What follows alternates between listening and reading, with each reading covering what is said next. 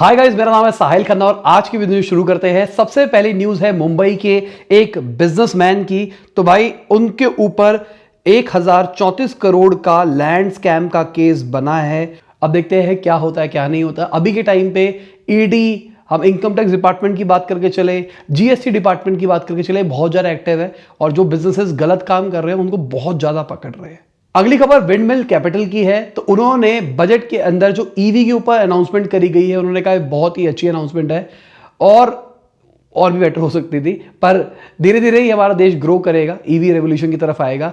जो battery change करने वाला सीन निकाला है कि जो स्कूटीज के अंदर, जो टू व्हीलर्स के अंदर शायद प्लान चल रहा है कि आप एक बैटरी निकाल के दूसरी बैटरी लगा पाओगे, वो बहुत ही अच्छी चीज है और बहुत ही स्केलेबल हो पाएगा इससे हमारा इंडिया का ईवी इकोसिस्टम। अगली खबर हमारे फाइनेंस सेक्रेटरी की है। तो उन्होंने बोला कि क्रिप्टो के ऊपर अगर आपको कोई भी लॉस होता है तो उसके लिए कोई गवर्नमेंट जिम्मेवार नहीं है।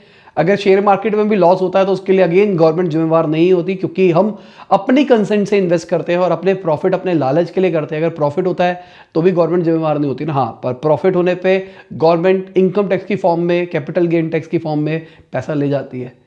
पर उन्होंने एक चीज क्लियर कर दी है जो कि डरने वाली बात है। उन्होंने बोला है ये बिटकॉइन, इथेरियम, ये सब कुछ है, ये लीगल टेंडर नहीं बनेगा। मतलब क्रिप्टो बिल नहीं आया है पर इनडायरेक्टली बम फोड़ दिया गया है कि क्रिप्टो एक तरह से इंडिया में फ्यूचर में बैन होने वाली है। अब देखते हैं मार्केट इस तरीके से कैसे रिस्पॉन्ड करती है इस न्यूज के ऊपर। अगली खबर जेफ बेजोस की है। तो उनका $500 मिलियन का एक सुपर याच है, तो बोट है, मतलब एक तरह की जिसमें बहुत भयाशी टाइप्स कर सकते हो। तो उसको लाने के लिए रास्ते में जगह नहीं है, इस चक्कर में एक ब्रिज है बीच में जो पड़ रहा है, उसको डिसमेंटल करा जाएगा। जेफ बेजोस उसके पैसे देंगे, तो भाई सही है। मेरे हिसाब से भाई इतनी महंगे शिप्स भी होती है क्या? घर तो समझ में आता है। अगर हम अंबानी जी की बात करके चलते हैं, उनका घर है तो वो बोलता है मैंने पैसे खर्च करे हैं, वो बताता है। शिप भी ऐसी हो सकती है, देख के पता लगेगा।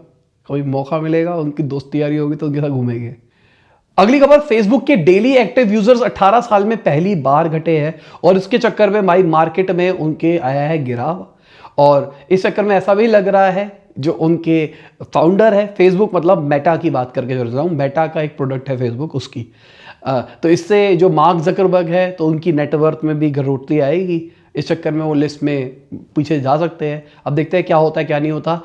ग्रोथ जो है ना, वो एक ऐसी चीज है जो कि थोड़ी सी ट्रिकी लगती है मुझे पर्सनली। एक टाइम के बाद में ग्रोथ थोड़ी सी रुकती है, स्टैग्नेंट होती है, क्योंकि नंबर्स बहुत बड़े हो जाते हैं यार। फेसबुक बहुत राज किया है फेसबुक में। अब फेसबुक धीरे धीरे डाउनफॉल की तरफ जा रहा है, इसलिए वो नंबर्स घटते हुए दिखाई दे रहे हैं। इंस्टाग्राम आपको बढ़ता हुआ दिखाई दे रहा है, आने वाले टाइम में आप देखो इंस्टाग्राम भी आपको घटता हुआ दिखाई देगा, क्योंकि लोग उन प्लेटफॉर्म से बोर हो गए हैं। अभी भी बहुत सारी ऑडियंस है जो कि फेसबुक में टाइम बिताती है, पर धीरे धीरे लोग छोड़ने लग गए हैं। तो यहां पे मैं आपसे कमेंट में पूछता हूं कि आप फेसबुक यूज करते हो, इंस्टाग्राम यूज करते हो, लिंक्डइन यूज करते हो, ट्विटर यूज करते हो, या पापा न्यूज यूज करते हो? क्या यूज करते हो, नीचे कमेंट के अंदर बताओ।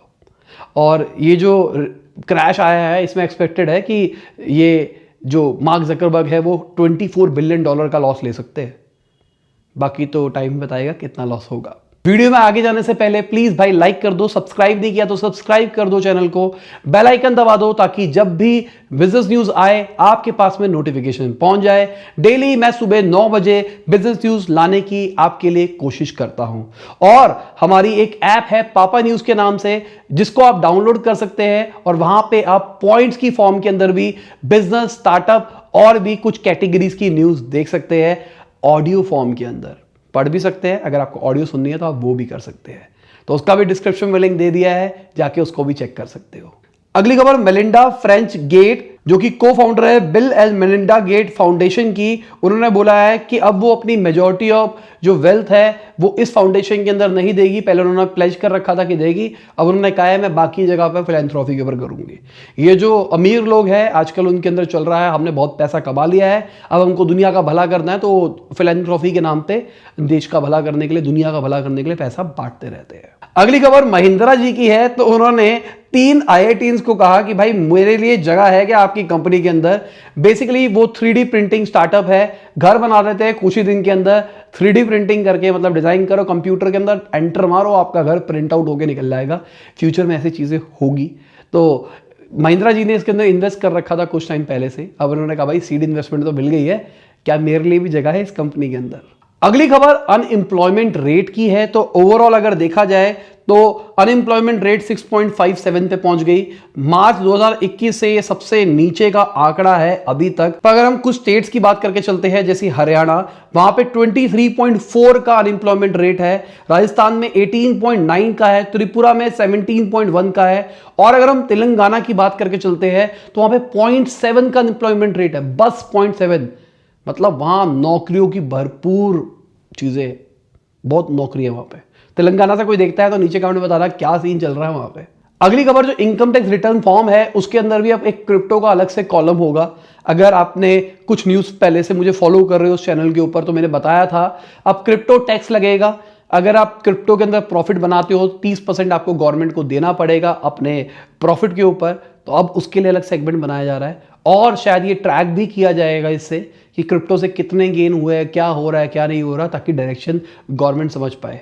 तभी वो इस बिल के अंदर अभी के टाइम पे वो लाई नहीं है, अगले फाइनेंशियल ईयर तक लाएगी। तब तक उनके पास पूरा डेटा होगा कि कितने लोगों ने कितने रुपए कमाए, कितना लॉस किया। अगली खबर कॉग्निजेंट की है। तो उन्होंने अपना हाईएस्ट क्वार्टरली रेवेन्यू रिपोर्ट किया है $4.8 बिलियन का। और अगर हम टीसीएस की बात करके चलते हैं तो वो न्यू जर्सी के अंदर भी अपने ऑपरेशंस बढ़ाने वाली है। 10,000 नए इंप्लॉयज वो हायर करेंगे 2023 तक। तो अब देख रहे हो आप इंडिया की जो आईटी कंपनीज है वो कितने अच्छे तरीके से एक्सपेंड कर रही है। अगली खबर कर्नाटका से है। तो उन्होंने 88 इंडस्ट्रियल प्रोजेक्ट्स को अप्रूव कर दिया है जिनकी वैल्यू है 2,367 करोड़ रुपीस।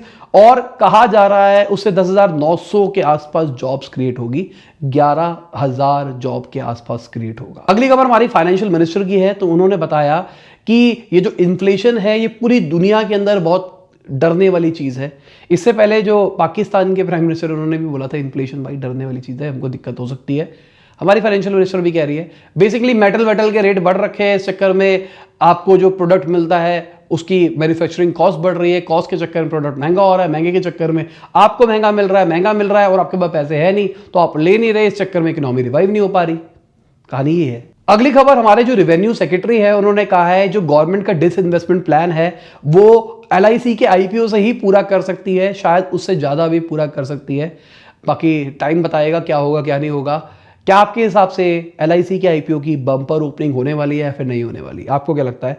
मुझे लगता है कि एलआईसी के पास बहुत ज़्यादा पैसा है और हो सकता है कि वो उस पैसे को यूटिलाइज करके बहुत सारी जगहों के ऊपर इन्वेस्ट करके स्टार्टअप कल्चर में भी क्या पता पैसा लगा दे।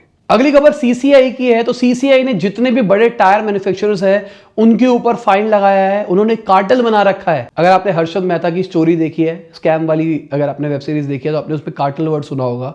कार्टेल वर्ड का मतलब क्या है? इन्होंने ग्रुप बना रखा है टायर वालों ने कि भाई हमसे पूछ के प्राइस डिसाइड होगा। ये सब के सब बैठ के बातें करते हैं कि भाई इस टायर का रेट इतना रखेंगे इतना रखेंगे इतना रखेंगे, उस हिसाब से मार्केट में रेट डिसाइड करते हैं, जो कि बहुत गलत चीज है हम जैसे कंज्यूमर्स के लिए। अगली खबर बिल गेट्स की है। तो उन्होंने एक यूएस स्टार्टअप के अंदर इन्वेस्ट किया है जिनका ऐसा कहना है कि वो हवा से CO2 कैप्चर करते हैं।